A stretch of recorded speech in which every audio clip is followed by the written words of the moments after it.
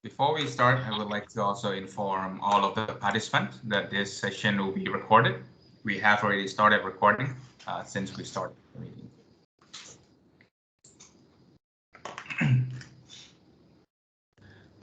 All right, I think we have, we will start. We will continue to admit people in, and I think we can start. This session will be shared online and posted on our website, www.weforef.org/Asia.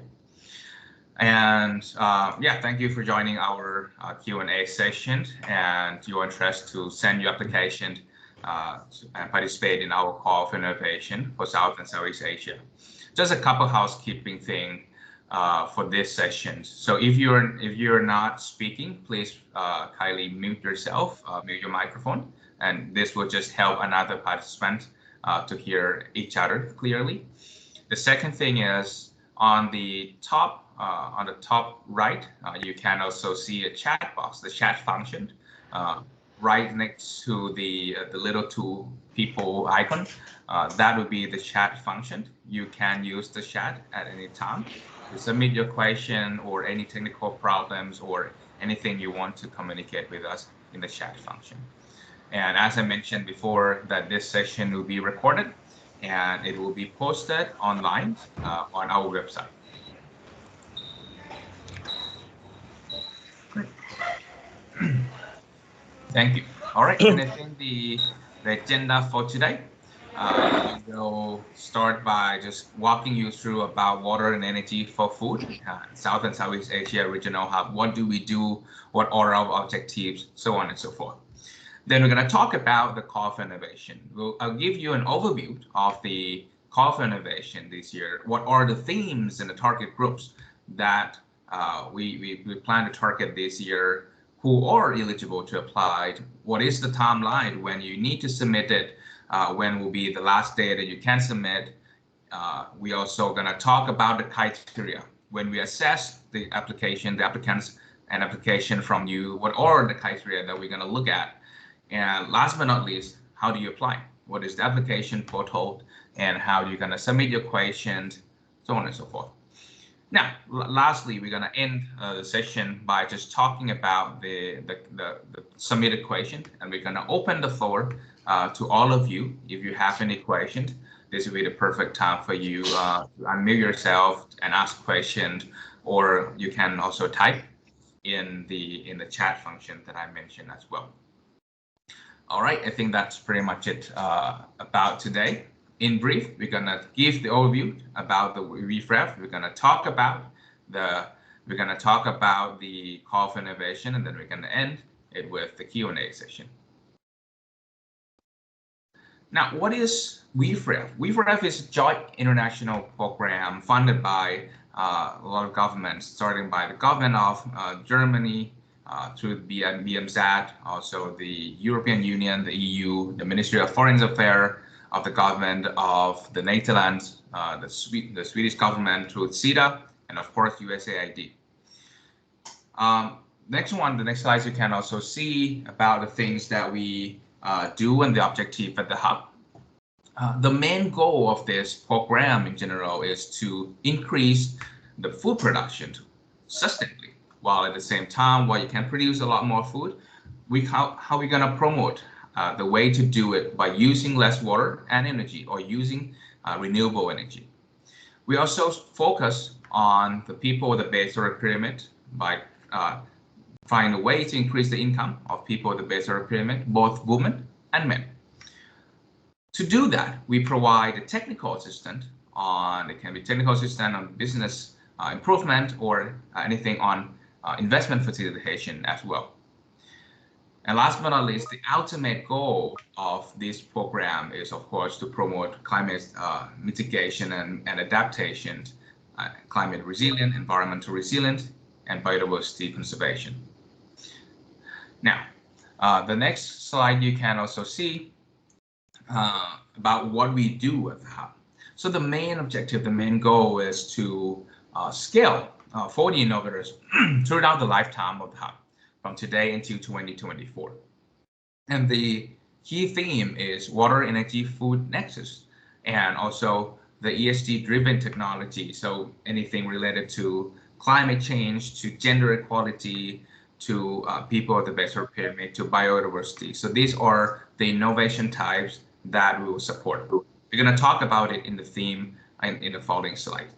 The second objective and the second thing that we do at the Hub is also to reach 1 million women and men smallholder farmers through the implementation of the innovator that we support.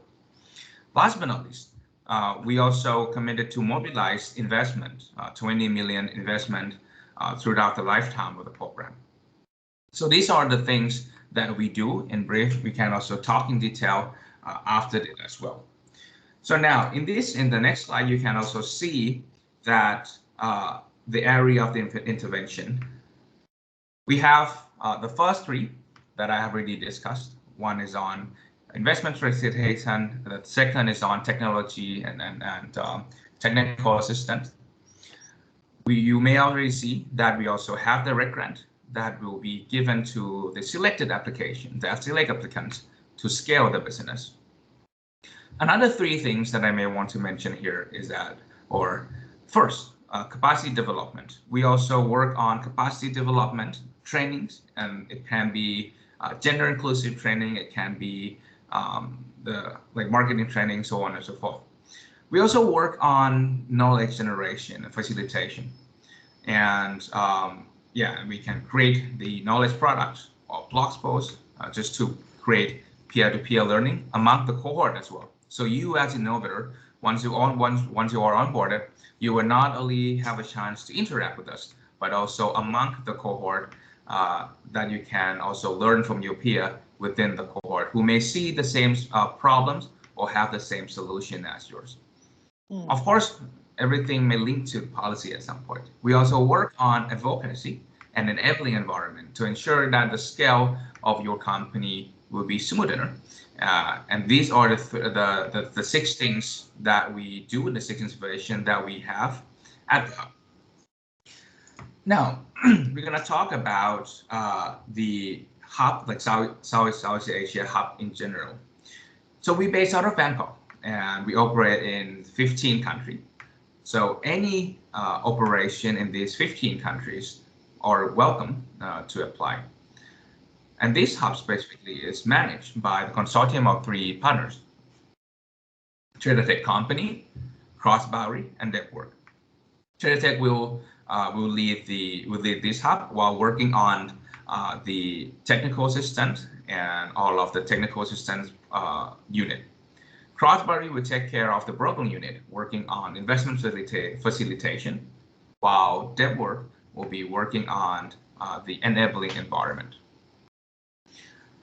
Now, let me give you an overview and just a brief picture about the current cohort that we have at the hub right now. So we have 20 active innovators, and these are just example of the one that we're working with. Quista from Nepal, Power, ATEC in Bangladesh and Cambodia. In Cambodia, we also work with Khmer Green Charcoal. In Indonesia, we have Summa Solution, Tunyak from Vietnam, and many innovators in India as well. As you can see, like Orja Energy from ETN, Coast Trust, so on and so forth. So as you can see that we have a good mix of innovations within the hub. And another thing you may also see is all of these innovators have one common thing, that they work on food plus something. They work on food plus energy, they work on food plus the water benefit, or in many cases, food, water, and energy at the same time. So that's just an example. Now we're going to dig dive into the call for innovation itself. So within this call for innovations, we are looking at about 20 innovators that we want to onboard. And we have the total of $2 million USD grant available for each innovator. One thing that I think it might be good to mention is that while it's said at the bottom that the range of the grant range from 25,000 USD to 200,000 USD, the value will depends on the need of the innovator. And once we enter in the final in the full proposal stage, we will have the discussion to identify this final amount of the grant again at that stage. Talking about the performance period, as I mentioned, that this COP will end in 2024, and therefore the performance period will be about 2 years starting from now or the time that you award, and no longer than 2024. In terms of the contract, for the grantee, the contract will be signed with Quota Tech. It's also good to note that you may be onboarded without grant as well. So in many cases, we have TA only or technical assistant only innovator within our hub as well, which they may not looking for a grant or we may not providing them a grant. However, we provide a technical assistant and investment facilitation support for them without charge. So that can be another option that we can support and work together with you as well. Now, in the next one, we're going to talk about the innovation theme. What are the themes that we look at? There are 6 themes of innovation that we look at, that we want to support. The first one is innovation on food production that use less water. The second one is the efficiently used of water resource for the production, and the third one is the sustainable use of energy and water on farm. The fourth one will be energy innovation for food processing. You can also see that we are not only focused on production, but also processing and logistics. The fifth one is on food production with efficiency, with energy efficiency technology. Last but not least, leveraging food waste for energy. So these are the 6 themes of the innovation that we would love to support. So if your innovation or you know anyone who are working in this area around these themes, please please share these news to them and please apply and submit your application. We are more than happy to support you.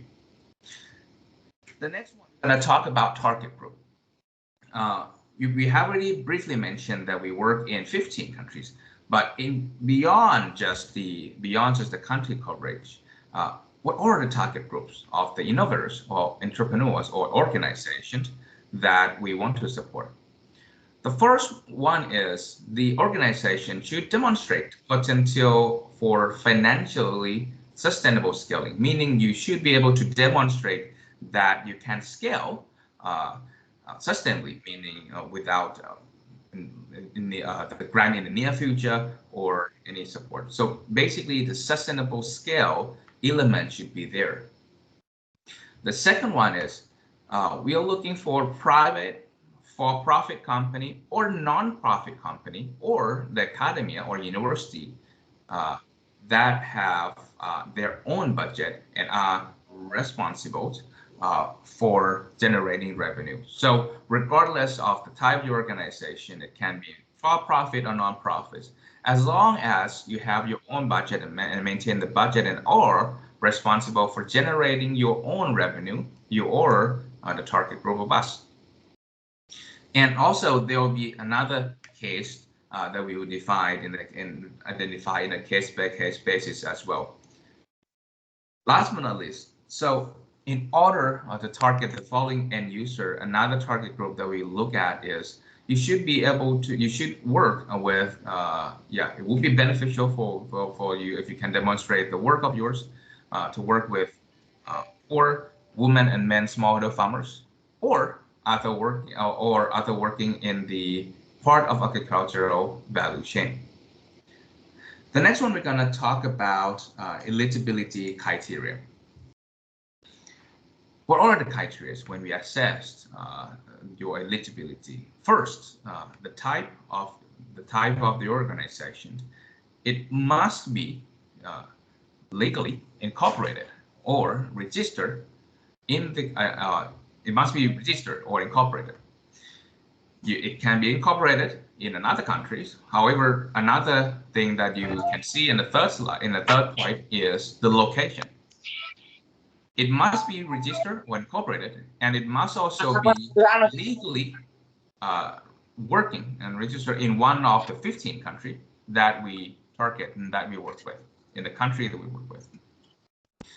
If you want to ask about, or if you're concerned about the size of your organization, there's no limitation, there's no restriction in terms of the size of your organizations. As long as you can prove and show that you have the ability to sustainably scale.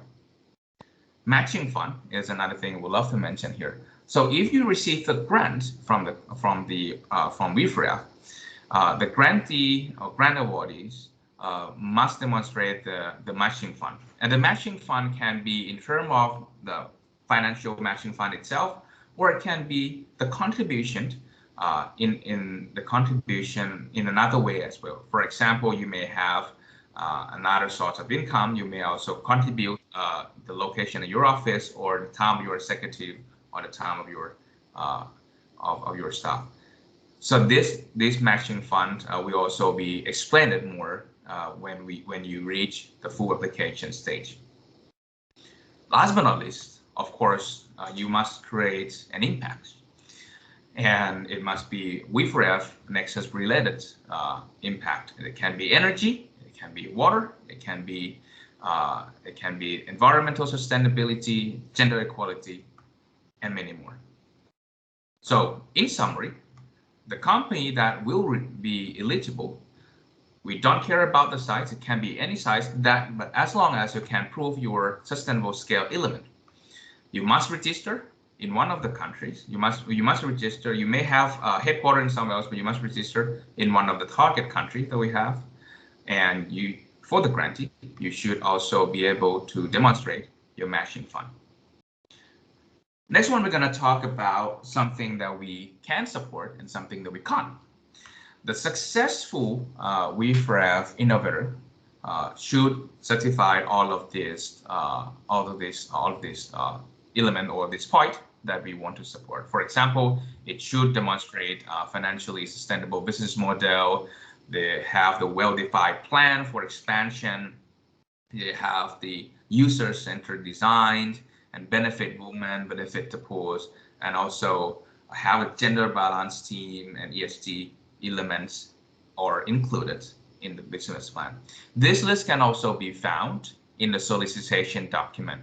So we will also share this presentation to you, so you can also look at that in the presentation for the full list as well. Now we talk about what we would love to see. Now about something that we cannot support. The next two slides, we're going to talk about something that we cannot support, or something that we are not looking for innovators who are working on this. For example, the innovator who failed to demonstrate the impact to the poor and women, demonstrate like the negative impact to the environment. That's definitely a no-go zone. It might also good to mention in the next slide. You may also see that we were not looking to support the innovator who use fossil fuel as a key component of their business. And next slide, please. Yep, and thank you. So you may also if you use fossil fuel, your key component of the business model, or you use pesticide, inorganic pesticide or fertilizer, these are something that we would love to flag out that we cannot support.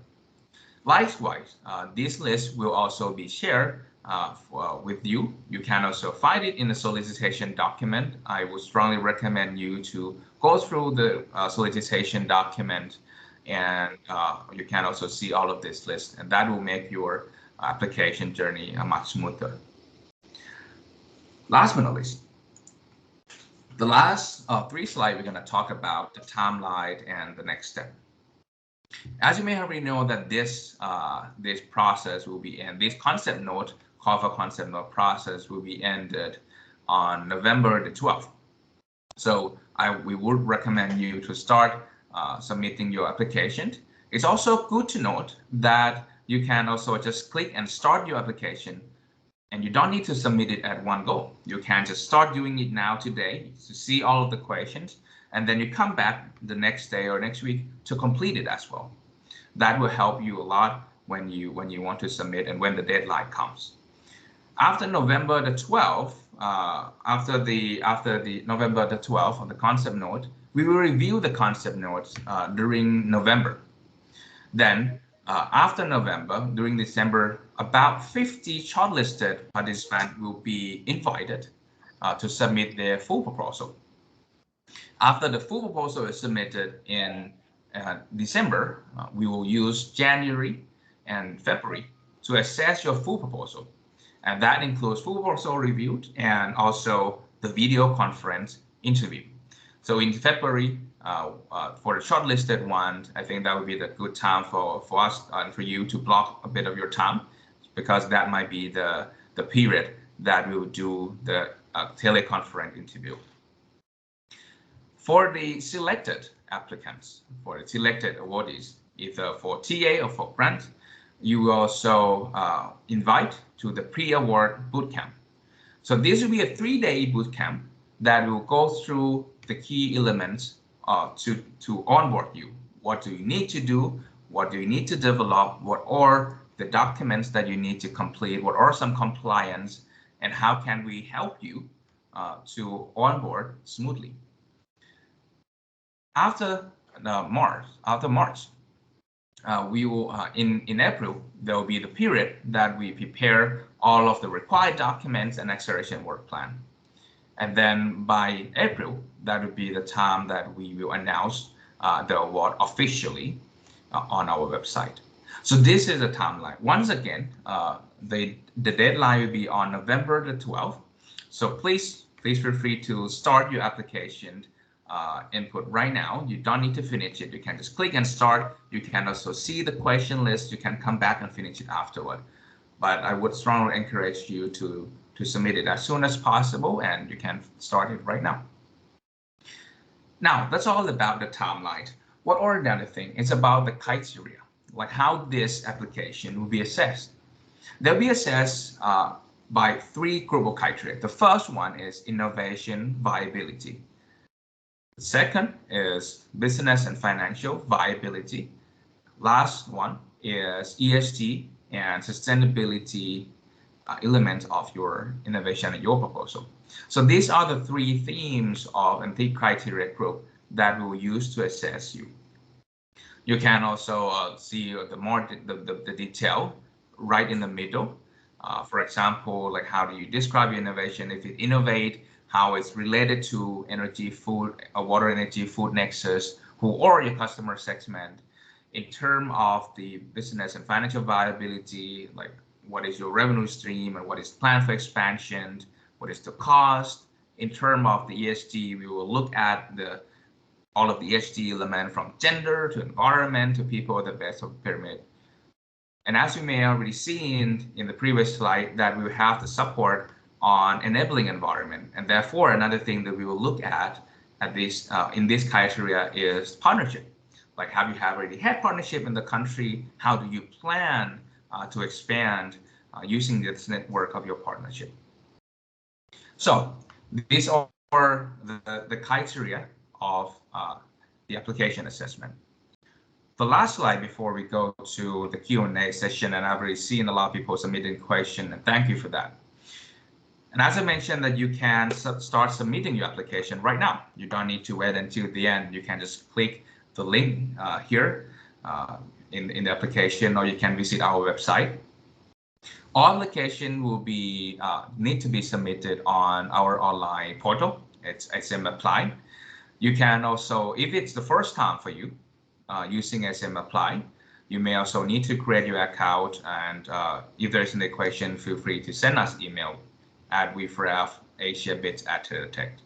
One thing that we'd love to mention here is, if this is the first time of yours using SM Apply or using our online portal, we also developed a video, the very short video, just 3 minutes, that you can also look and see and view online on YouTube. You can simply go to our website to like wefraf.org/apply-SSEA. You can see the video, the demo there. It's just 3 minutes. You can just simply have a quick look, and that will help you a lot in case you use SM Apply for the first time. I think that's it for the overall presentation about this application. And once again, please don't wait until the last minute. You can start logging in now and applying now, and you can come back and finish later as well. All right, I think this is it for the presentation side, and we will just now enter to the Q&A session. And this session, this Q&A, will also be joined by my colleagues, Samista, who is leading the technical assistant unit here. Thanks, Pat.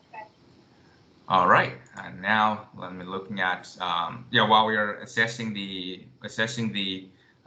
question that you submitted on in the chat. One question to you, Samista: if there's any trick and tips for the applications for the applicants when they want to submit it.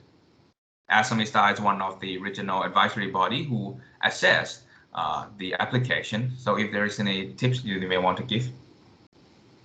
Yeah, sure.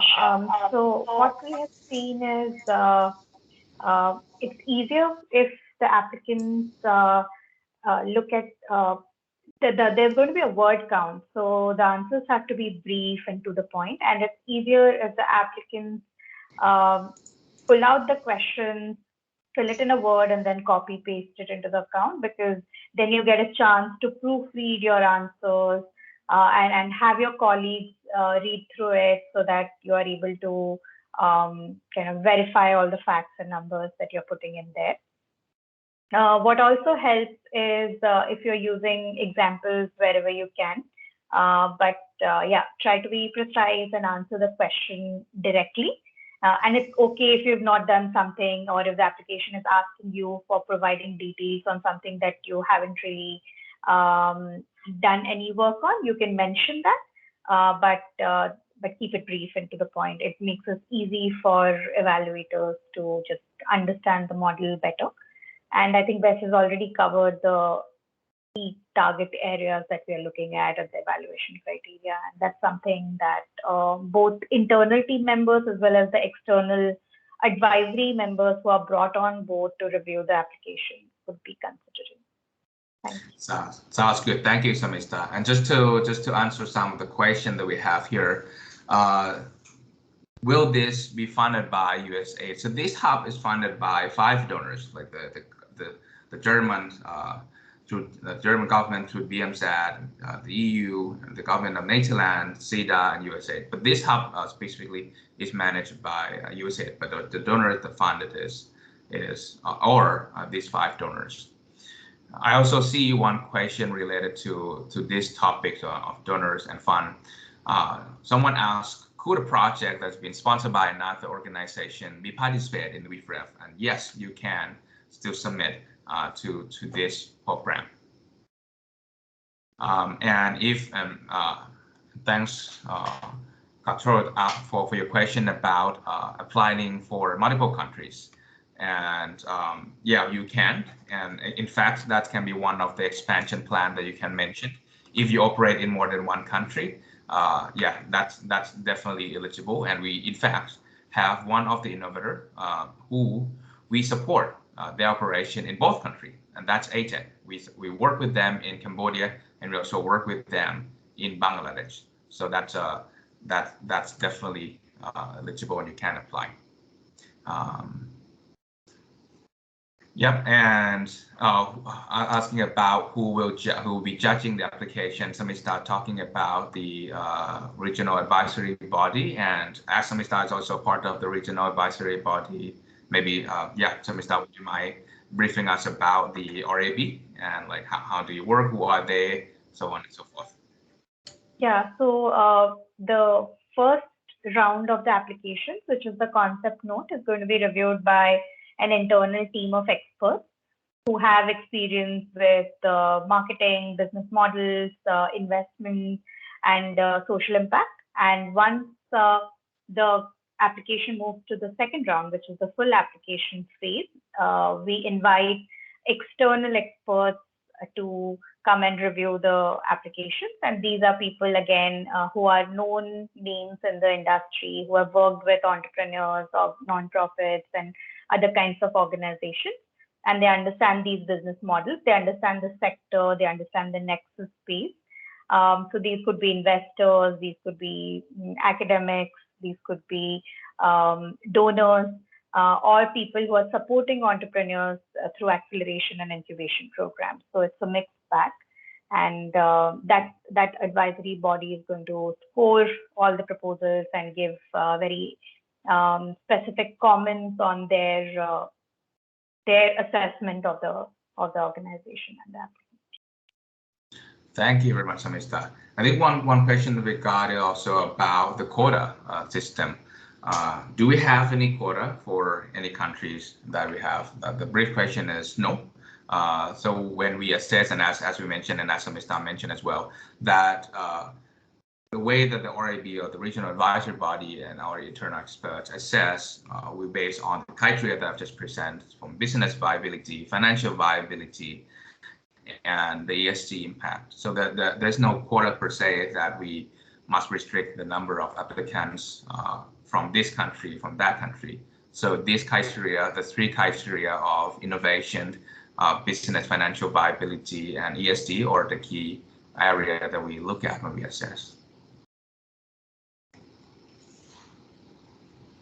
All right, and I think a couple of people were raising their hands to ask questions. Please. So we can maybe allow that. Lovely. Any question, please feel free to raise your hand and unmute yourself.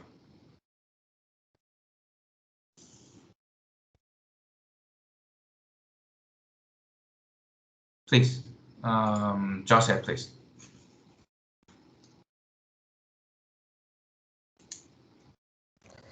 Yeah, my question is, we've done work in the dairy sector, you know, the milk production obviously then is eventually used in for food manufacturing as well. So I was just wondering if you know, and our work does involve water and energy access as well, but within the dairy sector. So I was just wondering if that might fit within the, you know, qualification criteria that you have. Yeah, that perfectly fit, as long as you can prove the element on water saving and the energy side of it. And in fact, one of the innovator in our cohort is actually working on dairy. So that's definitely fit.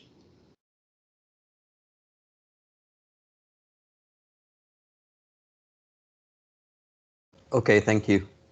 Thank you. Thank you, Joseph. Anything, please feel free to raise your hand and unmute yourself if you have any questions. Samista is here, myself is here, and we also have our team at the back end who will be answering your question as well.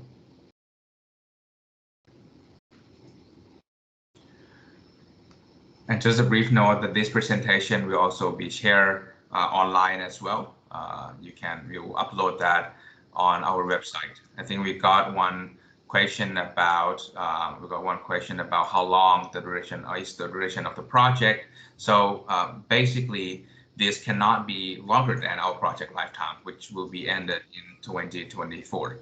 However, in the acceleration work plan, there will be a shorter period of the technical assistance that we provide, and it can be ranged from a shorter, like a couple months, until like 2 to 3 months.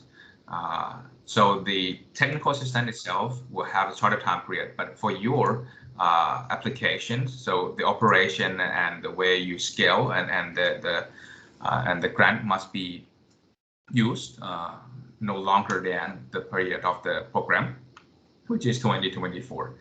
And yeah, I would love to invite somebody to start talking about the period and how we work on the technical assistance. Yeah, so for the entire duration of the program, there'll be two components. There'll be primarily two components. One is the capital support, and the other is the in-kind support that you'll receive through both very hands-on assignments. Some of it coming from our internal team of experts, and some of it being sourced through a vendor that is best pleased to provide the service that you're looking for. And beyond this kind of assignment-based technical assistance, there's also support for investment facilitation, helping you prepare towards a more investor-ready model. And if you're expanding into new geographies, innovators have often asked us to give them a market research study to help them understand what the geography looks like. So we've done those assignments as well. We have helped with social media marketing strategies. We've also identified gender smart opportunities for some innovators in their within their model and their areas of operation, and that's again something that they are implementing. So once the assignments are over, we also work with the teams to support and handhold through the implementation process. We are available for brainstorming. We help in making connections and building the networks that you will need to also go ahead and implement some of this, some of the assignment findings or whatever you might want to implement from there. Yeah, so that's probably it. And the investment team also works with you. And in addition to both investment and technical assistance, we also have a team that helps you with policy advocacy, partnerships, and understanding the ecosystem in the countries of operation. And if there are aspects of governance or policies or schemes that you want to understand better or that you want to work with more closely, then that's again something we work with. Thank you. I hope that answers the question.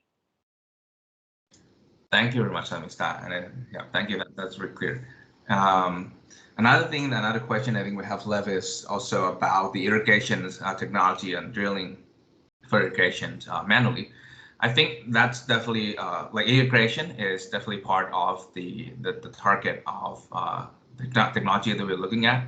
A couple of things that I think we also need to flag it out, and you may need to keep in mind that, as I mentioned before, one of the criteria is on environmental impact. So that may be something that you may need to point out in your application if there will be any construction, if there will be any environmental impact, and if so, how can you mitigate that? So technology-wise, in terms of irrigation, that's definitely part of the themes that we look at, and I would love to flag that out, that when you apply or this environmental impact, the way to mitigate it might need to also be emphasized in your application. And I think we have one person raise your hand. Please, Brian. Just to add, Beth, for the previous question, I think you mentioned that the drilling uses solar power or energy from solar grids. I think that would be eligible, absolutely. But if it's being done using other kinds of machinery which use a lot of fossil fuel, then that's probably not considered because it's part of the no eligibility list. The idea is to move away from the use of fossil fuels. So any step in that direction would be favored. Thank you. Lovely. Thank you, Samista. Thank you. And that is really important. Brian, please. Yes, thank you very much. We are mini grid, solar mini grid developer and operators, and then we are developing and operating the solar mini grids, and we do provide electricity for the raw fishery products and also for the farmers for their food processing. So even though we are not directly manufacture the food, but we do provide required electricity for the food supply chain. So I would like to know if we are eligible to apply for this water energy access funding. Okay, so I think I lost you a bit, and you mentioned that you power we provide power from our solar mini grids. Mm-hmm. Yes, for the farmers and for the fishermen, for their to support. I mean, for their food processing and their raw fishery products or something like that. Yes. Definitely, and yeah, food processing is one of the themes that we focus on, and especially when you mentioned that you power the food processing with solar technology and solar energy, that's definitely something we would love to look at. And yep, and that's eligible. But some of it's please feel free to chime in. Yeah, just wanted to clarify that when we talk about innovations, we look at both product innovation and business model innovation. So if you are providing electricity for food processing, and the business model is innovative, or you are able to reach a very different category of farmers, whether it's women or bottom of the pyramid population, I think those will definitely be included as innovations that can be funded through this program. And even with your current model, if there's like a new financing strategy you're adopting, or there's a new tech-enabled system that you're using to make it more efficient for people to use that electricity, that's also viable and completely acceptable under the program. Yeah, thank you very much. Thank you, Ren. Thank you, Rani. Thank you, Samishta. Yep. Any questions or anything from any participants? Sounds great. And I think the last thing I would want to mention is that if you have any question after this, you can also send email to wefref@teratech.com. And in the last slide, you can also see that the deadline of the submission of the application will be on November the 12th at 5 p.m. Bangkok time, GMT +7. And yeah, once again, thank you for participating. And yeah, I see a lot of potential candidates of us. Yeah, please don't wait until the last minute. You can just start clicking and apply and start submitting your application. You can come back and finish it afterward. But yeah, that is one of the tips that we learned from the last cohort of the candidate as well. Any question you can submit to that email, and yeah, we have just also shared the link to our application page in the chat. And thank you again for your participation, and look forward to seeing your application very soon. Thank you very much, and have a good day. Just a final thought, Bess. I think if anyone who, after being in this webinar, thinks they know of organizations who can apply, please circulate it in your network. Also, if you think you'd be better placed to become partners or provide certain kind of opportunities to collaborate with the entrepreneurs we work with, we'd also welcome any kind of communication and interest from you on that front. So thank you. Lovely. Thank you. Please circulate that. By the way, I think I've just seen one hand raised. Sorry, I think I'm not sure if that is. I think some person have just raised their hand. But would you mind raising your hand again? Sorry.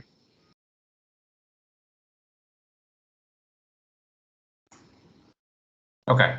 I think the question might be answered somewhere else. Okay. Thank you. And yeah, as Samishta mentioned, please feel free to share within your network as well. And yeah, looking forward to talking to you soon. Thank you. Thank you, and have a good day. Just got another question. Okay, I think I've just seen one more question. So now, can business which are less than a year eligible? This means, yeah, one thing, yeah, if you can prove, and once again, it will be case by case basis, even though you've been registered for less than a year, but if you can prove your business and financial viability and the ability to scale, yeah, you can definitely apply. And that's Sonam. Yep.